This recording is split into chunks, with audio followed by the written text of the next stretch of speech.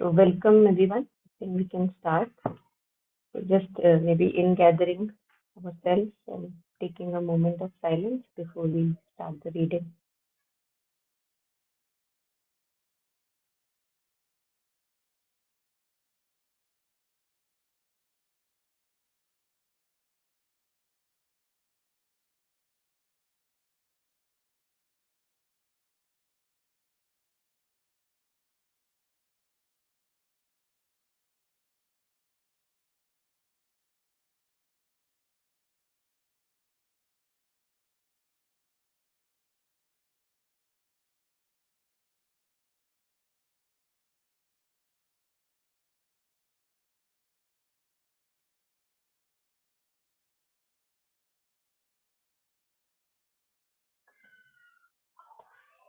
So I think last time we had covered this one, touched upon this one, is the change with the environment. I think, yeah. And today we have to start with microbes, their origin and the forces behind them.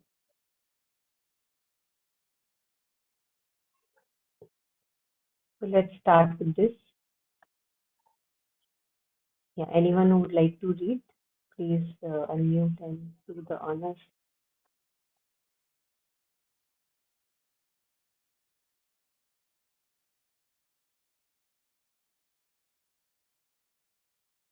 Yeah, should I can. go in? Okay, yeah, please.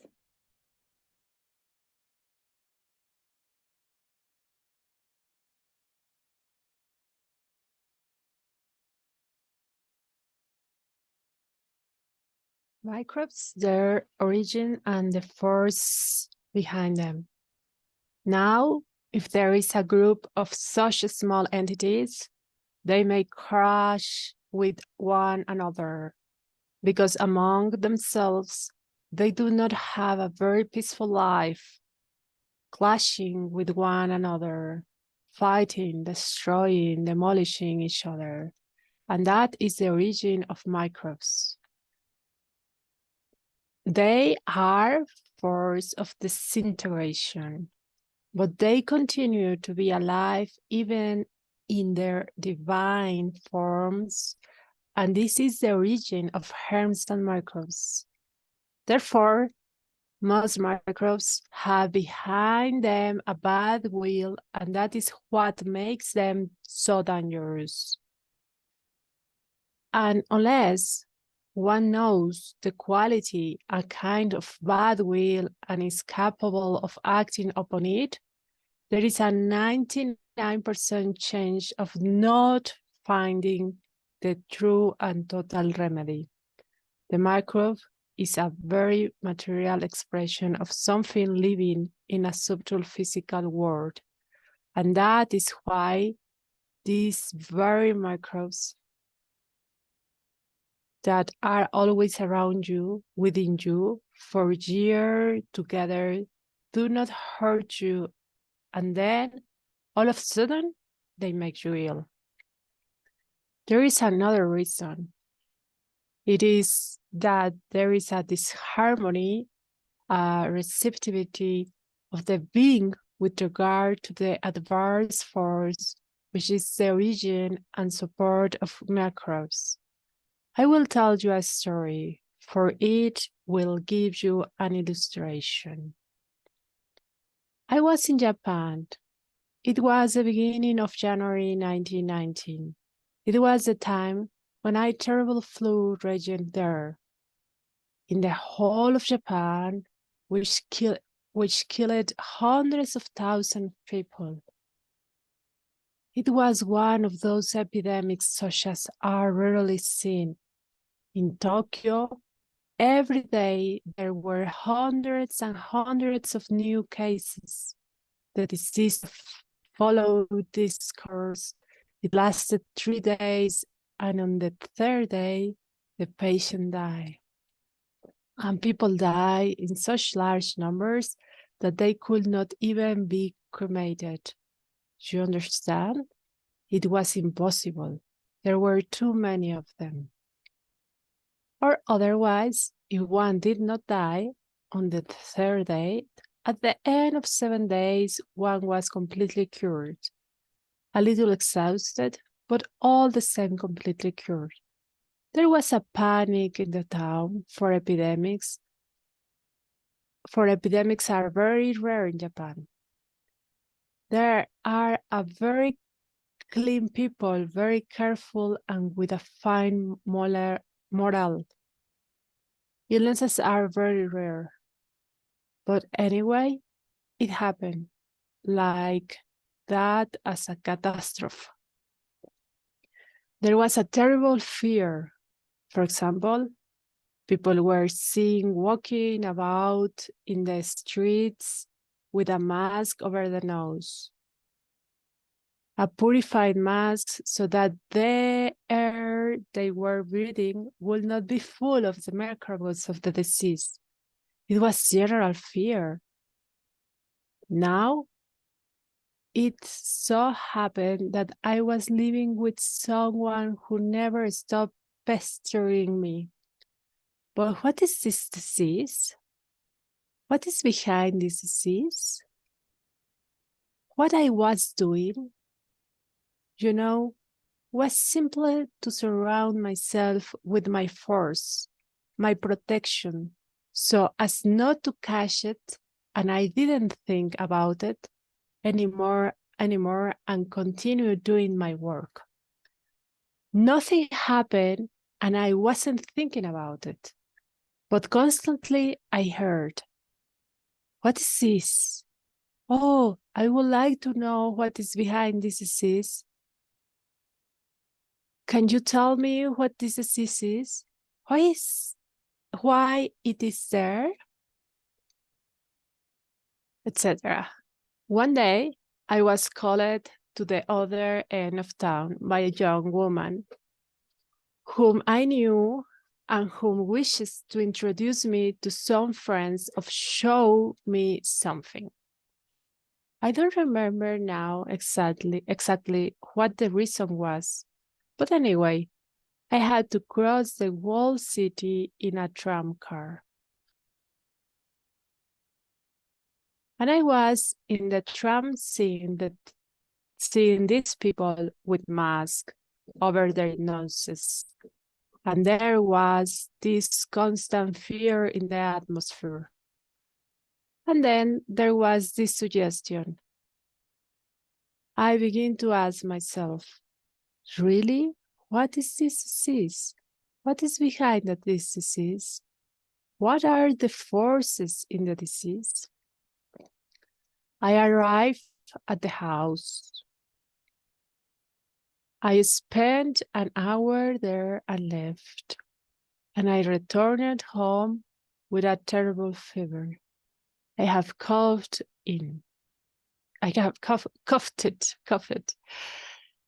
It came to you like that, without warning, instantaneously. Illnesses from germs and microbes generally take a few days in the system. They come, there is a little bottle inside, you win or you lose. If you lose, you catch the illness. It is not complicated. But here you just receive a letter open. But here you just receive a letter. Open the envelope, hop, poof. The next minute you have the fever. Well, that evening I had a terrible fever. The doctor was called. It was not I who called him. The doctor was called and he told me, I absolutely must give you this medicine. It was one of the best medicines for the fever. He had just a little. All their stocks were exhausted. Everywhere was taking hit. He said, I still have a few packets. I will give you some. Please don't give it to me. I won't take it. Keep it for someone who has faith in it. I will take it. And will take it. He was quite disgusted. It was no use my coming. it was no use my coming here. So I say, perhaps it was no use. And I remained in my bed with my fever, a violent fever. All the while I was asking myself, what is this illness? What is this there? What is behind it? At the end of the second day, as I was lying all alone, I saw clearly a being with a part of the head cut off in a military uniform, or the remain of a military uniform, approaching me and suddenly flinging himself upon my chest with that half a head to suck my force. I took a good look, then realized that I was about to die. He was drawing all my life out. For I must tell you that people were dying of pneumonia in 3 days. I was completely nailed to the bed without movement in a deep trance. I could not longer stir, and he was pulling. I thought, this is the end. Then I called on my occult power. I put up a big fight and managed to turn him away so that he could not stay here. And I woke up.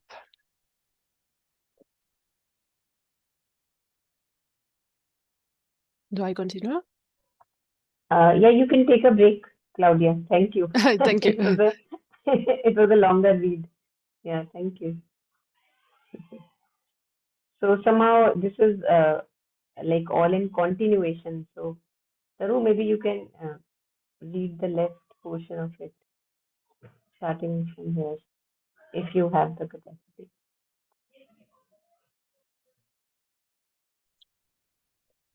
Yeah. But I had seen and I had learned.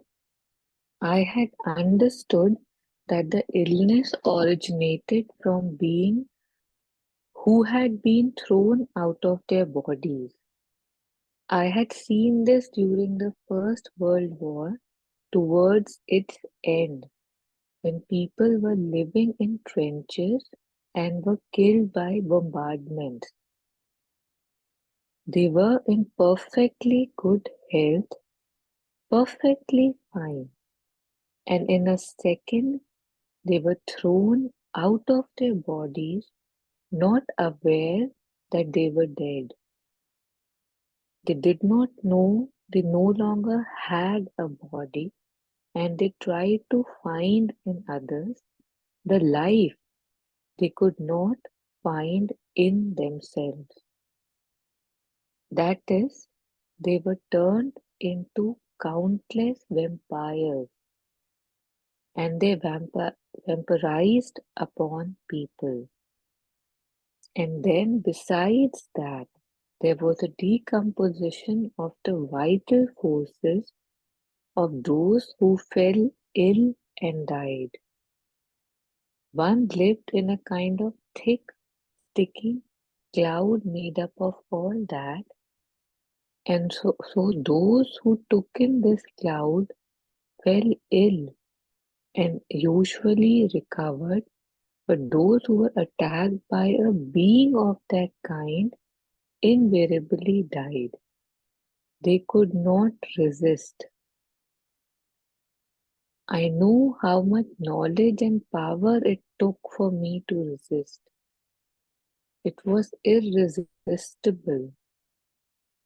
That is, if they were attacked by a being who was the center of this whirl of bad forces, they died, and there must have been many of these, a great number. I saw all that and I understood. When someone came to see me, I asked to be left alone. I lay quietly in my bed and I spent 2 or 3 days being absolutely quiet in concentration with my consciousness. After that, a friend of ours, a Japanese, a very good friend, came and said to me, "Ah, you were ill?" So what I thought was true. Just imagine, for the last 2 or 3 days, there hasn't been a single new case of illness in the town, and most of the people who were ill have been cured, and the number of deaths has been almost negligible, and now it is all over. The disease is totally under control. Then I narrated what had happened to me, and he went and told it to everybody. They even published about it in the papers. I should read the last paragraph, right? Yes, Yeah. Well, you see, consciousness is more effective than packets of medicine. The situation was critical. Just imagine, there were entire villages where everyone had died. There was a village in Japan, not very big, but still with more than 100 people, and it happened due to an unusual chance that one of the villagers was to receive a letter. The postman went there only if there was a letter. Naturally, it was a village far out in the country. So he went into the countryside. There was snow. The whole village was under snow, and there was not a living person. It was like that. It was that kind of epidemic, and Tokyo was also like that. But Tokyo was a big city, and things did not happen in the same way. And this is how the epidemic ended. That is my story.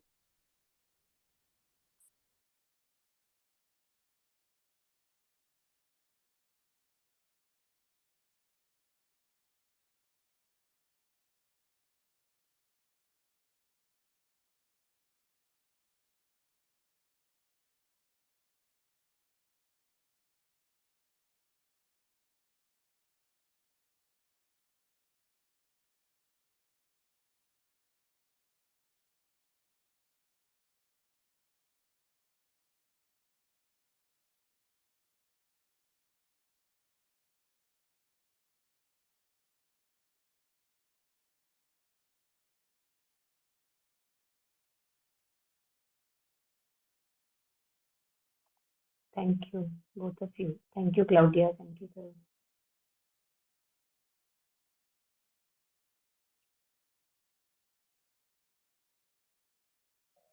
It's quite a revelatory story. We have, I think, read it or heard about it earlier also, but it's really amazing to read it again.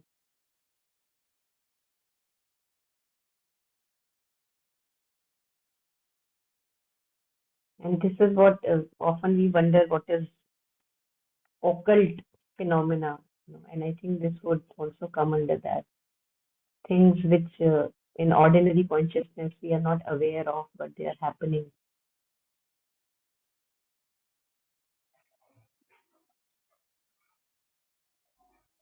So yes, we can take any thoughts, any reflections, anyone.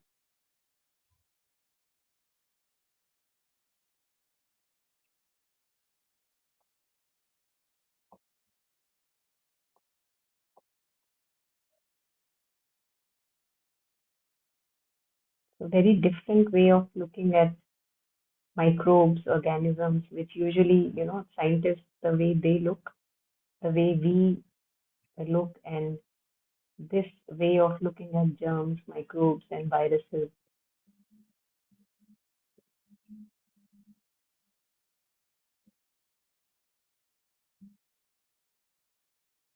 So yeah, there are many little points. I'm just highlighting. Maybe we can have some takeaways from here. But if anyone wants to share, please do.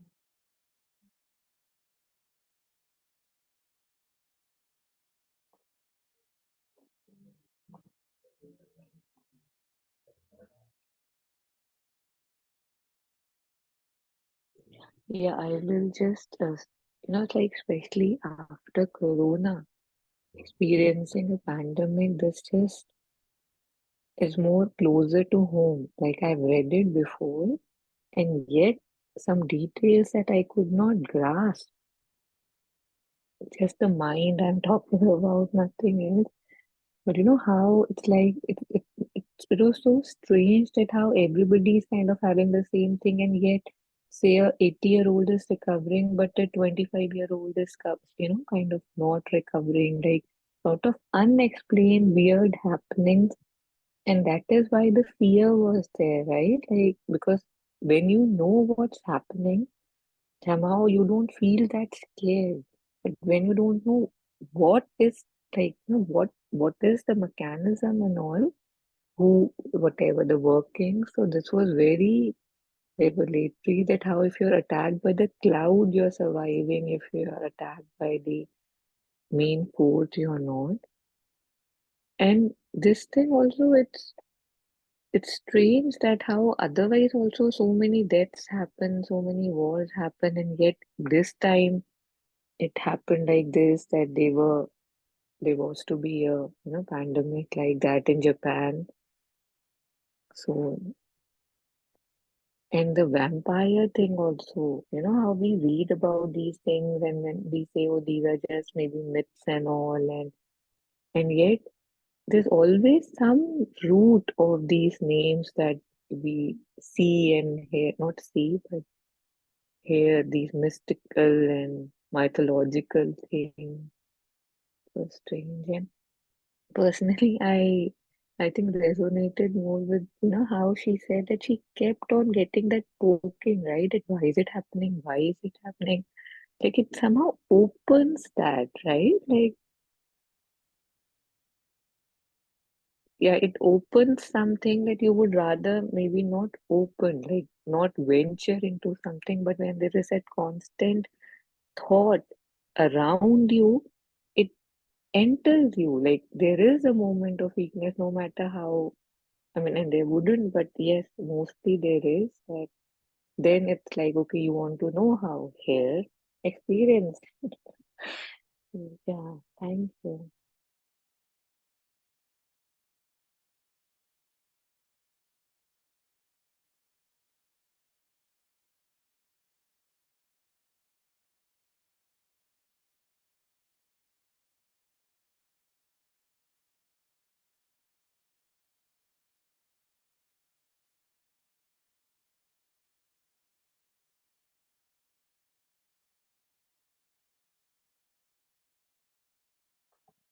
So yeah, totally resonate. I think once you had shared about this curiosity, one becomes curious. How does it happen? What happens?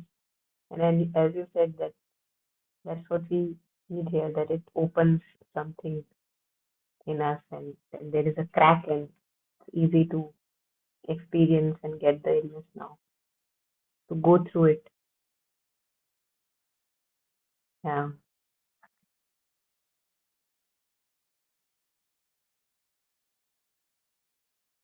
I think mother's name, since we are talking about this, going through diseases, mother's name or any divine name, we have earlier maybe read, understood also, but maybe we don't uh, make use of it enough, if I can say.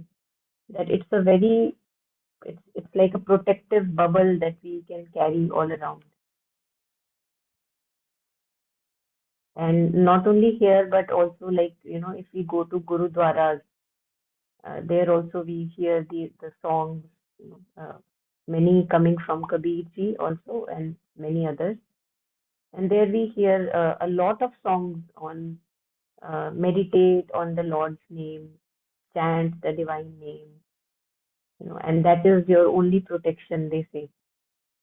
So whatever we have faith in, whatever form of divine we have faith in, whatever name of divine we have faith in, because we anyway are chanting something or the other constantly in the head is going on.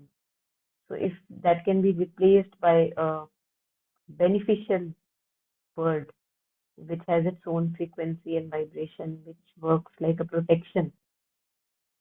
So I think that thing really feels like make a difference. And Mother also talks about that people who are doing chanting name, divine name, they as if they have a protective bubble around them.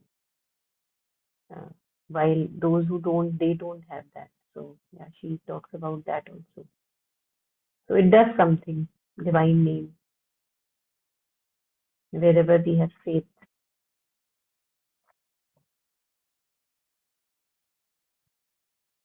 And then any doubt, any confusion can open us, any fear. As Mother says, that fear is the worst possible, that you can have because it opens us to many, many forces. So when we are with the divine name, then what is to fear? Like, when we are walking with the Mother all the time, then what's the fear about? So that strength comes, confidence comes in the divine name.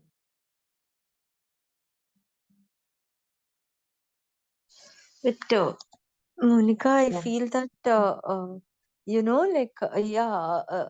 So when you are chanting a divine name and yet you're fearful, आप किससे करते हो? आपको डर लग रहा है इसलिए आप भगवान का नाम लिए जा रहे हो, बट अंदर से डर लग रहा है और आप लिए जा रहे हो। ऐसे में फिर I think how to be calm, and because when the situation is challenging and you are helpless, you are scared and you are taking God's name. So ये counteract कैसे होता है? I think there has to be a better way how to be calm and do that, क्योंकि when things are not okay and you're really helpless. At least I have recently experienced this, and I felt कि पता नहीं, like बच्चे तो बीमार थे, मैं कहीं और थी, मैं खुद बीमार पड़ गई. I'm chanting, but I'm so scared and so scared, and uh, it didn't go together. So yeah. So what do you think about that? No, I think you already said it, that it didn't go together. Yeah, really. So, but वो time पे, to keep your calm and, because like you said, It's it just not opens up not all really that. possible. Yeah, वही हुआ. I felt that, yeah, like it just opened up something that it just went back to worse, that yeah, thing. yeah. So how to On be this, like calm and then yes, chant yes, when things yes, are yes, not in your hand and you feel so scared. yeah. No, I think again there are no black and whites here. I can see like a gradation. For example, um, first of all, I am reminded of Kabir ji's couplet here. Just a second. He says, सुख में सुमिरन ना किया, दुख में करते याद, कहे कबीर तादास की कौन सुने फरियाद. So when you were sharing this, या बट you know, ये भी तो नहीं है ना, मतलब रोज भी करते हैं और ऐसे में और करते हैं तो मतलब I know that it's a property. ये जो फियर जो है, I am talking about fear कि for me personally, like I was out of my house, my children were alone, they were not well, and I was so far away, I didn't know what to do, and I was like in a panic mode, and then I myself felt sick, and it was like just another level of torture that I felt. Like I've never felt like this. But पता नहीं, मतलब वो fear का ही है main. I could literally feel, और maybe this experience the divine wanted me to have to understand better कि that faith and that calmness is different, which I still don't have maybe. yeah, yeah. No, you're right. You're right. Because see, thinking and talking, just and thinking that I have faith in divine is different than having faith in the divine. When we are thinking that, oh, I have faith in the divine, that's on a mental, intellectual level, that too has, I believe, its own purpose, since we like grow in gradations. So mental and intellectual faith will also on the way has a purpose. But I believe that these kind of situations, as you rightly said, that they let us know that our faith is still rocky. It's not unshakable faith. It's not solid faith. We still have the doership upon us that if I am not there, what would happen? As if I am the one taking care of the whole of the planet and all the galaxies all around. So that doership is there, and such kind of instances where we move a lot, like tha tha tha tha, situations like really move us around, you know, and we think that we have faith. Now, if I have faith, like this, would this happen? Like you said, that so much torture to oneself. Would this happen? So I think it's good, as Mother says in prayers and meditations, to have innumerable experiences on the way. Without that, it's not possible to realize that, okay, where is my next, weakness, or where can I improve further? Where is my faith lacking? Oh, I still have the doership in me. I am the doer. I am the parent. So while I'm talking that, okay, we are all mother's children, I am mother's child, and my child is also a mother's child. Talking is different, but practically, viscerally, do I have that faith, unshakability of faith? That only gets known in these kind of situations. So, as you said, we can thank these situations that they come up, so that I can realize that, oh, we कितने पानी में वो पता लगता है, which is good. On the path we are all पानी में. All of us are पानी में. And it's like a long road, arduous journey that we all are traveling. So, and from time to time, we do get self-satisfied that, okay, I have faith in the divine. See, I am so unrocky, and something comes and, like I'm just like a pendulum moves from here and there. Oh, yes. Yeah, totally. Yeah, Matlab, I just realized the fear component. The fear component just takes over, and that is where the whole work is. For me personally, it brought out that thing, oh my God, how much fear. Yeah. yeah. And these kind of, I believe that, see, there are now many ways in which we can try to have stability within. Now we've seen, okay, this is what happened, and my work is still more. One is that you can intellectually explore your fears, right? We can discuss about it, you can write about it. Okay, what am I fearful about? You can tark vitark, reasoning. Some of us may resonate with that. The other way is to invoke such a greater vibration of faith, such a greater vibration and solid vibration of faith, that the vibration of fear dissolves in front of that.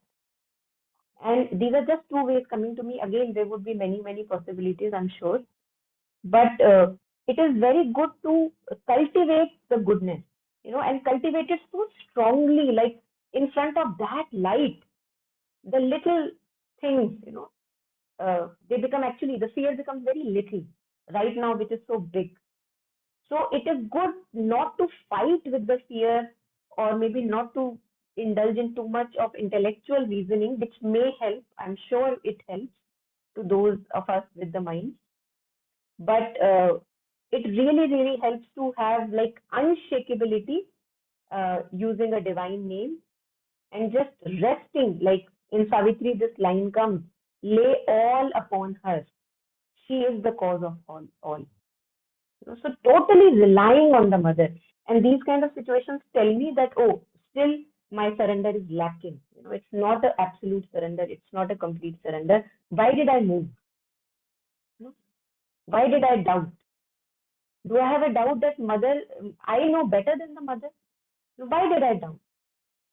So I think this is very good. We can take it in a very good spirit that, okay, I know that my work still is more to solidify that faith. And as I think Taru had once shared, mother's words, that as you should stand on faith as if you're standing on a rock, that solidity, that, okay, nothing can shake this. rock solid faith, as they say. You Hmm. know? So, Yeah. using this opportunity towards that rockiness, Yeah. right? True, true. And Yeah. it is a testing time when such things happen, because I felt I started with that solid faith, and I just with a lot of conviction I said it's okay, all will be fine, and there was something to do, so I had to go.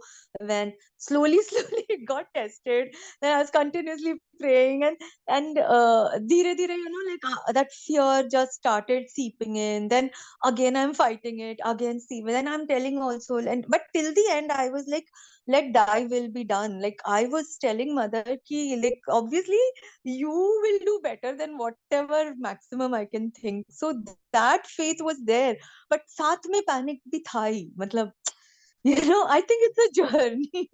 But Yeah, it is a journey, totally. And see, panic, you're talking about doership.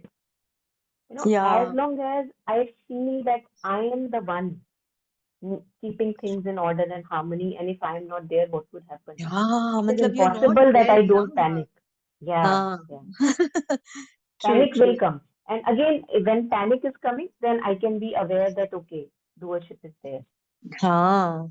It And was a putting it, offering beautiful it. experience. Yeah, now looking back, I feel it was something I've never experienced, and it just made me feel like, literally like a nobody. Matlab, who do you Mm, think you are? Matlab, literally, I just had to let go, because beautiful. that's what you hold so much, na? Like I'm the Yeah. mother, I will always be, take care of my children, and I was like literally like वो छोड़ना पड़ा, like कि कुछ है ही नहीं तुम्हारे हाथ में, like so it was a Beautiful, very beautiful. beautiful experience. Now I can think, looking back, Grounding, now very very grounding. Yeah. grounding. Yeah, actually Yeah. groundless, कि मतलब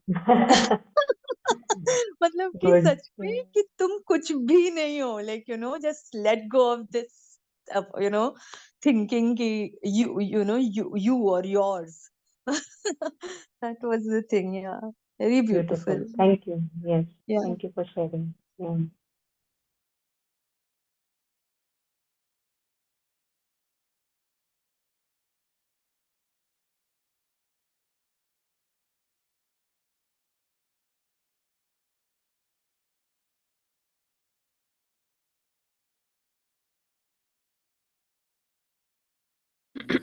I was wondering if I can share this with you right now.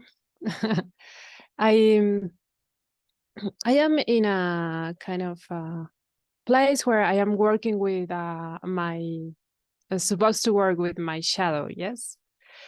And now that we read all this about the illnesses and these kind of things, that if we have faith, we can be outside of that, yes. And I don't know if I am understanding well the concept of shadow, or about this, Monica, or the projection, like your own hurt, your own illness in another person. So it's like I am trying to understand now. I don't know if it doesn't have anything to be with the class. Please just don't answer me. Yes, uh, because well, I don't know. It's just difficult. I mean, a person just told me that I am like projecting my own bad part into her, that I am like a manipulated bad person. And I say, no, I know that. I don't know why you're telling me that. And she say, yes, everybody is, but they don't want to see it. So I say, no, I am a pure, beautiful, light person, and I don't want that you tell me that, So when and she said, yes, you are bypassing. Yes, you are like trying to be in a place where you don't want to observe your true self. So my question here is, so it immediately comes to me, with all these illnesses and all these kind of things, people is going to tell you, you don't want to work with yourself because you don't want to see your own anger and your own self, and you are just telling me that I am the one that is wrong, but you never will be wrong. So that this makes sense, Monica? I don't know. It's just like, There is no end to this. There is, I believe that there is no end to this. And with mother's words, we have realized enough. I think those of us who continuously indulge and immerse in the readings, words by the mother, we see that mother says that with the mind, whatever you will try to understand, it's like, just let me share that little thing. It was very revelatory. I had shared, I think, on maybe Friday. I think Friday. Yes. So mother says the mind explains one thing by another. So I'm explaining about something, and I'm using some other, like, images or visual or whatever, to explain that thing. So the mind explains one thing by another. The other which needs to be explained is explained by another. And that which needs explanation is explained by another. And if you continue in this way, you can go all around the universe and return to the starting point, having without explained anything at all. And then there is laughter when mother is sharing this. So you have to pierce a hole, rise in the air, and see things in another way. Then, like that, one can begin to understand. So even when we talk about, like, what you're sharing, shadows or the darker parts in us, which is like, there is no one who doesn't have that, right? But if we try to understand even that zone with our limited consciousness, and we can talk it here because all of us have been immersing in words by Mother and Sri Aurobindo, So for somebody who is just embarking, we can say, okay, mentally, intellectually, philosophize, talk about it. Okay, let us, explore shadows intellectually. But I think there comes a time when, how long can we go on intellectually exploring these things? And mind is just a little window. It doesn't tell us anything. We think, oh, I have found the root of it. And then we have not seen what is beyond my little window. So to realize the limitation of the mental understanding, although it has a purpose along the way, but also to realize that it's like endless, this intellectual, philosophical, trying to understand the root of things, which has its own purpose, is actually an endless thing, endless debate, endless arguments which we can enter into, and yet we will not reach anywhere. So mother says you have a different view. So if I'm standing on first floor, and on the first floor there is chaos, I'm trying to, look at the chaos on the first floor. She says, no, don't be here. You won't get to understand anything. So she says, change the floor. Now rise up, rise up, rise up. That's why Sri Aurobindo talks about rising above the mind. Because as long as I'm looking things from the mind, the ordinary consciousness, limited duality consciousness, we can't ever have true harmony and true understanding. So if those of us who really want to have true understanding of our own being, like shadows and other parts, rise up in the air, she says. And from this, like when we are in airplane, when we have the view, it's like an expansive view. Now we see that, oh, this is a view which I would have never seen if I'm already always on the ground. In the ground, you don't see the harmony of how things are arranged. So I think that's why to Sweta also I was sharing the same thing, which appears to me that if I have fear, not to focus too much on the fear, but to develop an unshakability in faith. Because poking too much nose in the fear is endless. There is fear in the self. How long will we poke our nose? So developing so much of faith and solidity so that even the physical cells, like, the visual that can be used here is like we have a cup, and in the cup there is mud. Mud is all our darkness, stupidity, weaknesses, fear, anxiety, everything. Cup, there is mud. Now, what can I do? Either I can try to, use a paper, try to remove it, wash it, or I can flood it. So you flood it with so much of powerful water that slowly all the, you don't have to focus on the mud. It just dissolves and comes out. It can't stand that flow, you know. And if you powerfully are like, oh, what do you say, like flow of Ganga, Ganga river, we say it's a mighty river, like, or like Niagara Falls, for those of us who are, well versed with the Western thing. So that kind of flow which comes when we are aspiring, when it descends, then there is no place, like they don't find any place, like this just move out. So I think I would personally take that route, because not that it's maybe coming just personal, but I believe what we have read in Mother and Sri Aurobindo is also about just fulfilling yourself with so much of faith, and having total reliance on the mother. And mother also says that how long will you keep like understanding with the mind? It won't take us anywhere. So if if we are at a stage that we feel that okay, haven't I done enough of mental rumination, regurgitation, which had maybe served its purpose so far, maybe now I can take a leap of faith and go beyond the mind. Then something new can happen. And many things new are waiting for us to like open ourselves so that they can happen. Like as Sri Aurobindo says, that realization after another realization, light, greater light. There is no end. So how long do I want to be on the same uh, floor? If I feel, again, to each his own.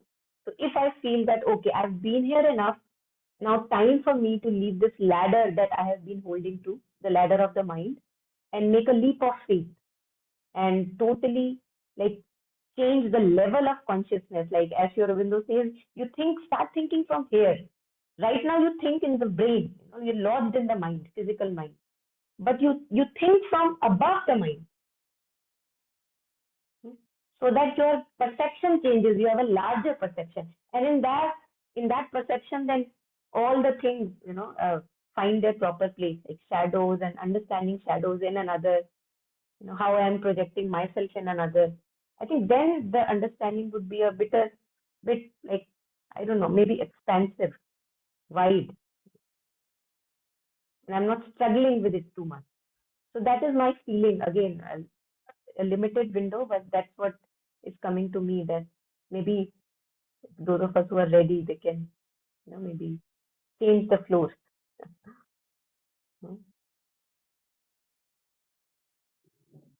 Yeah, I invite more reflections if Thank you, anyone has. Monica. I just Yeah. cannot open my camera, so I don't know what Yeah, happened. that's But okay. thank you. I think you tried a couple of times. It kind of Yes. did come lately. Yeah, okay. Yeah, anyone else wants to add on here?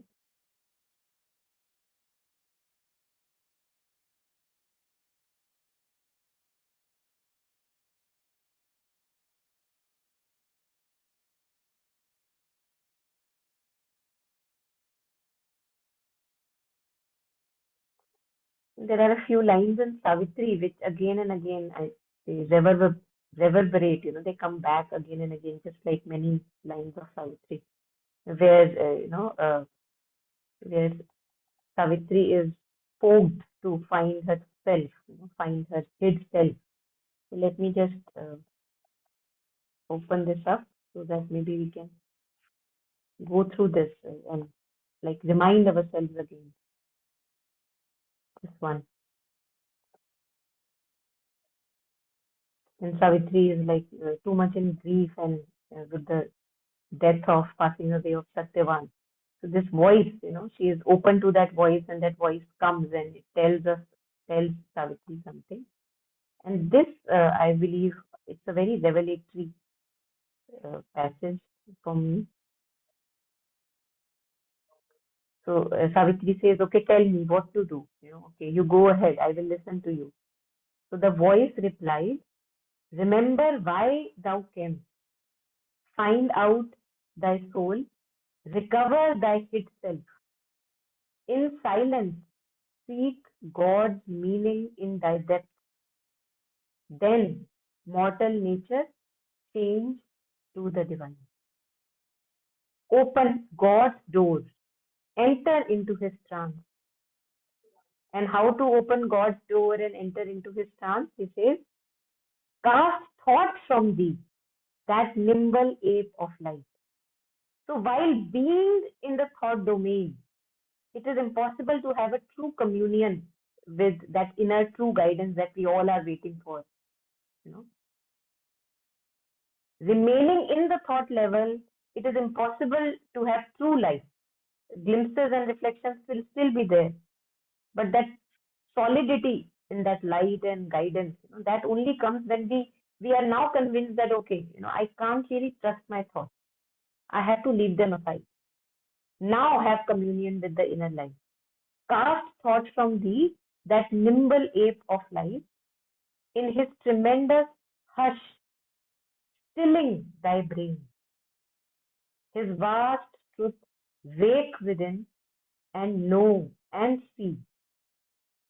Then he asks, cast from thee sense that veils thy spirit's sight. So that true sight, that large, wide perception, what is blocking it? Our sense.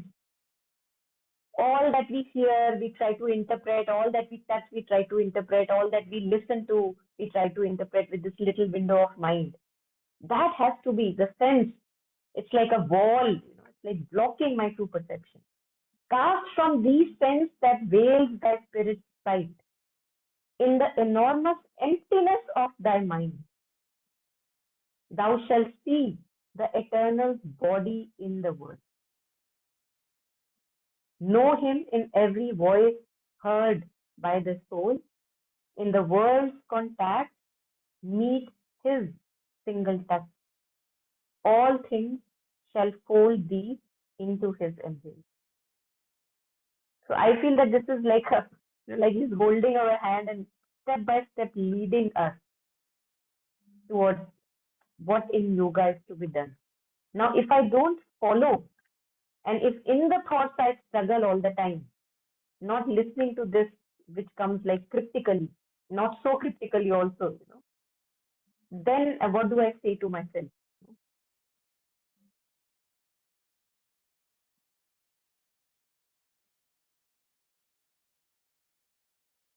Emptiness of thy mind. So without the mind being still, hush, stilling thy brain, how can I expect to have a resolution for all that I'm seeking in my life? How can I expect? The floor has to be changed.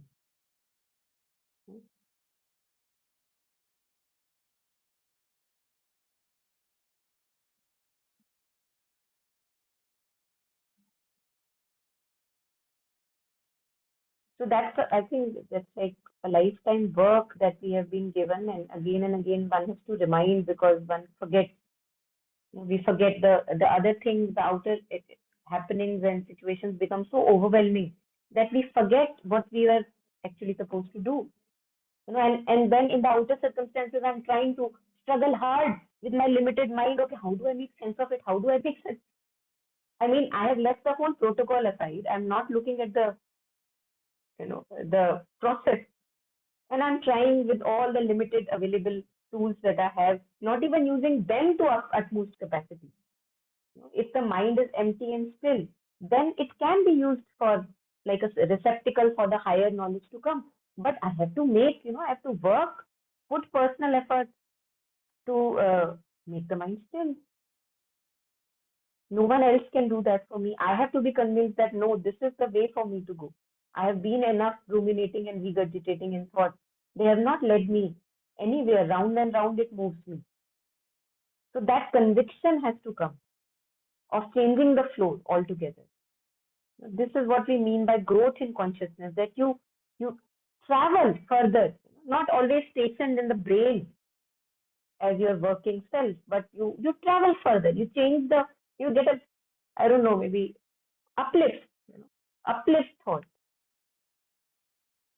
think from a different horizon altogether. Even if there has to be thought, there it's an illumined thought. It's not like a limited little thought, as mother was saying, explain this by another thing, this by another thing, and then you're just round and round floating here and there. Nothing is explained. You think you have reached an absolute conclusion, but it's nothing in front of the whole picture.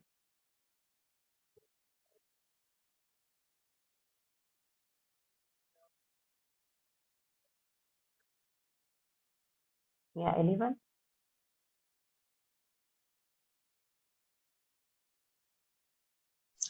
Yeah, I feel like I said, it's a journey, na? Matlab, these experiences only will take you towards your, like higher self, because such experiences only like hit you and give you those realizations. Otherwise, वो आप एक ही उसमें चलते हो, पता है? तो something like this happens, then like you, it just makes you question, makes you like again understand it in a better way. So I think that is why such experiences happen. I think, yeah. And tests will, I think, as you move higher, I'm sure it's for everybody, it's for you also, like these tests just become more and more, and they keep testing you to move higher, right?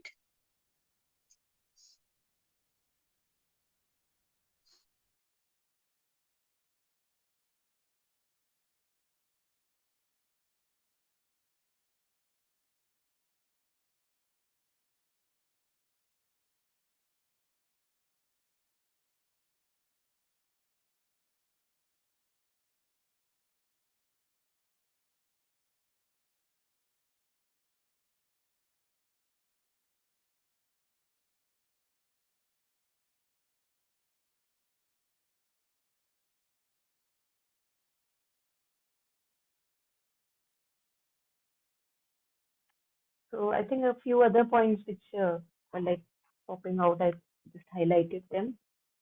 So, faith, mother talks about that if, and there are incidences where mother is uh, prescribing, like deciding the protocol for someone who is sick, talking with the doctors in the ashram. And then mother says that, oh, okay, if he has faith, then he can go ahead and do that. So I think this with Mother Sri Aurobindo, we read this again and again that if you have faith, it's mother says it's faith that cures actually. So if I have faith in that, yes, this will heal me, then go for that. And if I have faith that no, just mother's uh, foot will heal me, like in the case of Nishikanta, we have his example, I think, where he said that just, mother, place your foot on me.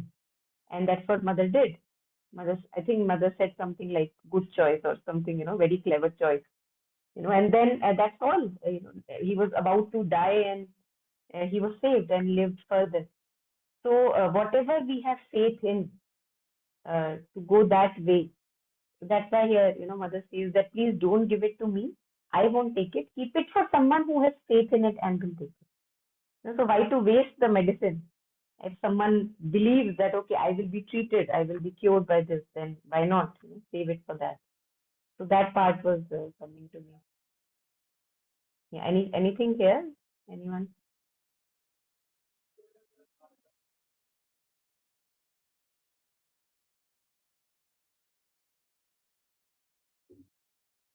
And this one also, mother talks about viruses at another place. And when you were reading this, I was reminded of actually viruses, because viruses, it's like they need a body to survive.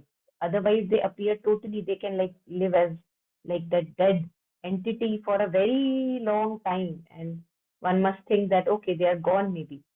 But viruses, as if, are like those, I feel, I don't know, I'm not sure, but felt like as if viruses are like those vampires, because they feed on the living cells. They need a body to survive. And outside, they're just like dead entities. They appearing like no life in it. But as soon as they get a host, then it kind of multiplies and sucks it like completely. So this one, they tried to find in another the life they could not find in themselves. So this was very interesting. Um,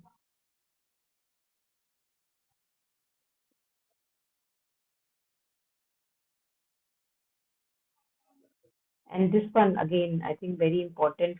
I believe, like for those of us who practice. So when we take stance as consciousness, when we are say, in our silences, and we take a stance as consciousness. I am this conscious presence in me, which looks at the thoughts, which is aware of everything. The thing that is making me conscious, I am that. When we stabilize ourselves as that aware, some people say it awareness, pristine awareness or awareness. And here with mother's words, we see more consciousness. So when we take a stance in our meditations or otherwise as consciousness, mother says that, well, you see, consciousness is more effective than packets of medicine. And I think we just have to try it, experiment it with ourselves, especially more so in our okay, good times. Because in the middle of very chaotic times, we can't practice taking stance as consciousness. So that is why a Kabirji would say that please do it while you are well. Because when you are unwell, then your attention, you'll not be able to do the dhyan. You'll not be able to stabilize if you do it only when things are chaotic in your life.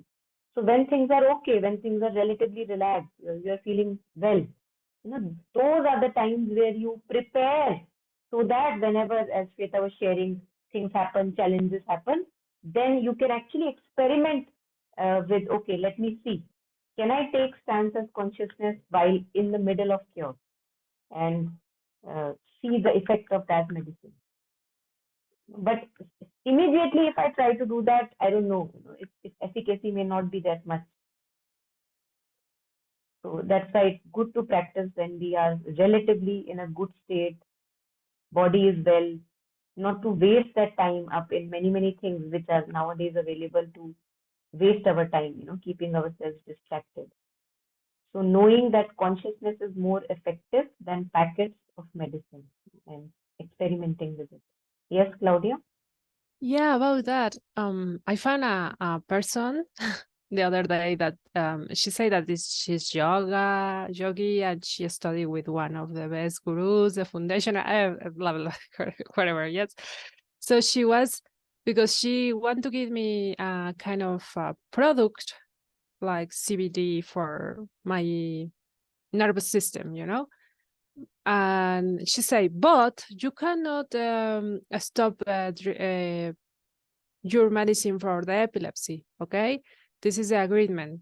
And then she gave me a lesson of the mental and the body and the emotional. And she said, you have to know that you are in a physical body, and the physical body doesn't cure with the mental. And I was like, okay, and if you believe in God and if you believe in miracles, you are a little child. And I was like, wow, So because I tell her, yes, I believe that miracles can happen, and I believe that I can maybe have the possibility to cure with my, with my mantras and feelings. And she was just insisting that you cannot stop to drink your medicine. You are blah, blah, blah, blah. I mean, long story short, I say, wow, she explained me very well. It's true. I am in a physical body. I should not stop to drink my medicines, So I was like, oh my God, is this a proof? This is like a kind of test, that, I mean, to see if I have faith in reality. I just like, what's really, yeah, Monica, it's really, oh my God, what is this, That's a good one. It could be a test. Yeah, very well. It could be just to see how convinced you are that you can have faith and invoke the divine and work on yourself rather than having fear and take all the medicines, gobble them up. Yeah. Yeah, exactly, because she was so confident, and when a person with so much confidence come to you and say, no, no, you have to do this, this, this, this. And I was like, yes, you're right. So Good one, good one. Yeah. I think we have many stories in our mythology where people were sent to check how much faith you have, uh, like a role play or drama was done, and to see that whether your faith was truly true or maybe it was like shaky. So yeah, very valid could be. Yeah, so any last comments? We'll take up the next passage next time. Anything on microbes and the thing that we studied today?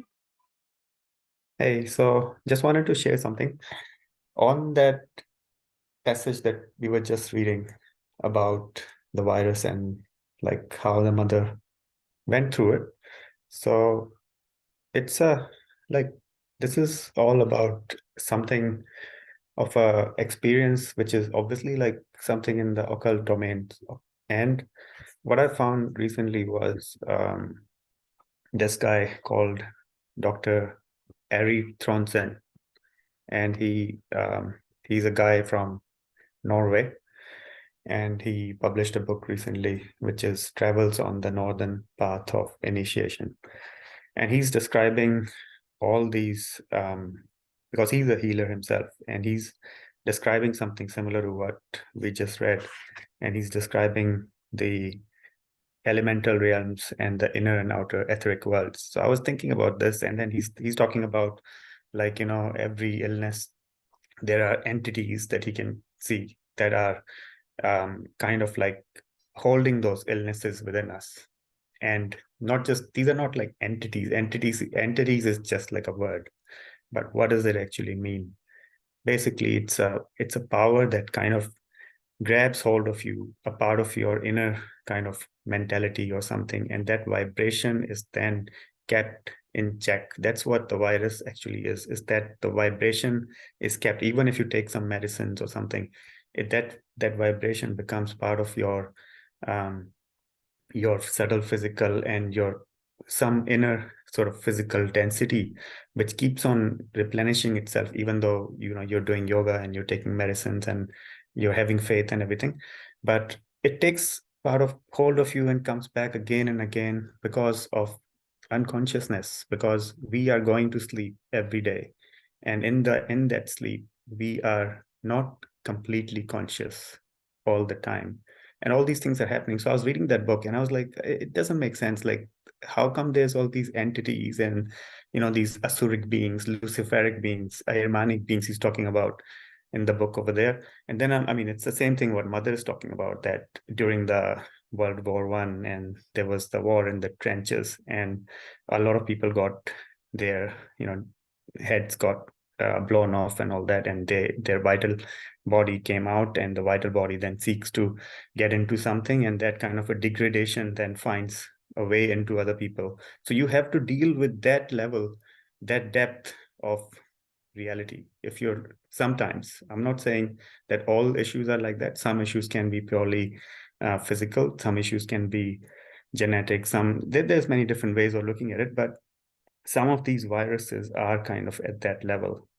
So I just found it very interesting that this guy's talking about it. And then I was reading the book, and like I didn't have much experience with these elemental beings. But then I was just like interested in the book, and I was reading it for a couple of weeks. And then one day I was just like, okay, what is this? Like, let me see, let me just go into this and see what it is. And then I actually saw all these things, and it was like so amazing. It was like you just have to focus on the book itself, and once you get interested in it, you naturally make contact with these things. And it's quite dangerous as well, because I mean, obviously it's like a shock to the system when you see so many things which are with so much power. It's like it has like a physical kind of like power over you, and obviously you have to keep that faith and Mother's presence. And I had to bring it immediately. I had to bring that contact of the light of the Mother. Otherwise I was like, what the hell is this is just getting out of hand. So yeah, I just found that very interesting. And on the other thing about the medicine, well, I think that sometimes Mother has also said that it could be good to take some medicines, especially if they're not synthetic, if they're not just extracts, but something more of a like a a proper extract, which is not just a one chemical or a compound that's been taken as what allopathy is doing, but something like an Ayurveda is doing, which is taking the whole extract of things, which is a little bit safer because it gives you the whole thing and it makes the body more aware. It's like a lower method of making the body conscious. Like Mother always talks about this thing that there's lower method, there's a higher method. A higher method is definitely preferred, but if both of them can be employed at the same time, that would definitely be something better. And now that we know that the supramental vibration can come into touch with matter directly, then that you don't have to go through the mind, you don't have to go through the the intuitive mind and the higher mind and all the occult layers. You can just open to the supramental vibration, but for that you might need to make your body more conscious, more sensitive, more awake, and that can be done using herbs and stuff like that. That's just what I think.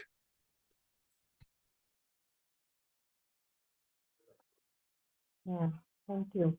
Thank you for sharing.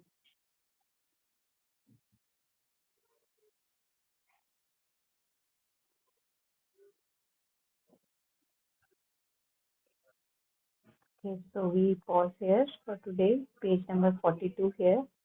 Next is restoring the equilibrium, and we'll take up that next time. So just before we end, sharing, dedicating the merit of collective reading, reflection, understanding with all the sentient beings. May our merits be shared. May our hearts be content, peaceful, and may we have lots of joy and progress in our life.